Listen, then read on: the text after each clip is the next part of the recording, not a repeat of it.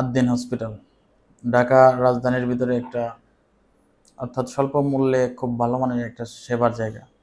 এটা নিয়ে শুরু হয়েছে নোংরা রাজনীতি।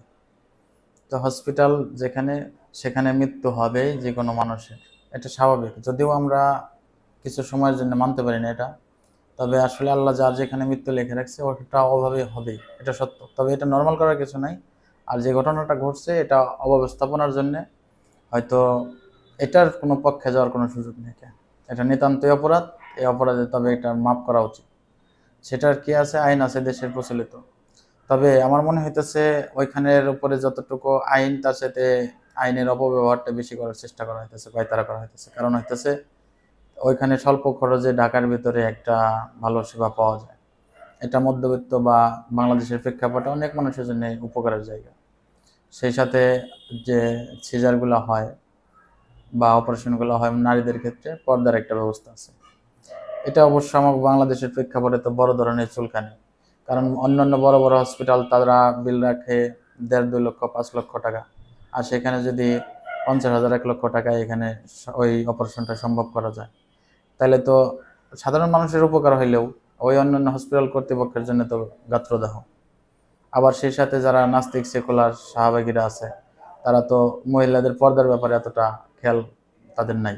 বরঞ্চ এটা নিয়ে আর উল্টাপাল্টা যত রিপোর্ট করা যায় এটাই আর কি বিষয়।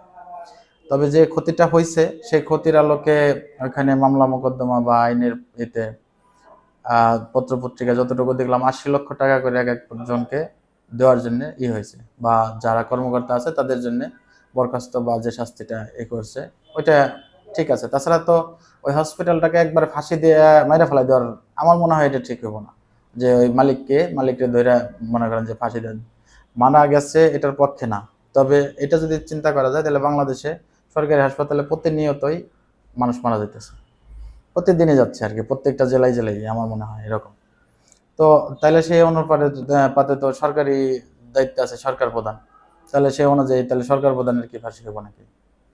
তো এইভাবে যদি বিচার ব্যবস্থাটা হয়, এখানেও আর কি লাইসেন্সটা বাতিল করা আদ্দিন হসপিটালের, এটা মনে হয় ঠিক না। তাদের যে কোনো পানিশমেন্ট দেওয়া যেতে পারে, তাদের বদলি করা, যারা ম্যানেজমেন্টে ছিল ওইখানের দায়িত্বে, তাদের বদলি করা বা ভালো লোক করা, বা তাদের প্রশিক্ষণ দেওয়া, বা যারা ইলেকট্রিক সাইটগুলো আছে, গ্যাস ট্যাস বা এসি ফ্যান লাইট এগুলা যত সরঞ্জামাদি আছে এগুলো হয়তো পরিবর্তন করা, বা যেখানে নতুন সংস্কার করার জন্য সংস্কার করা, এইগুলা করা যেতে পারে। কিন্তু তাই বলে তাদের যে একদম লাইসেন্স বাতিল করে আর সেবা কার্যক্রম চলবে না, তবে ঢাকার ভিতরে এরকম সেবা ছাড়া আসলে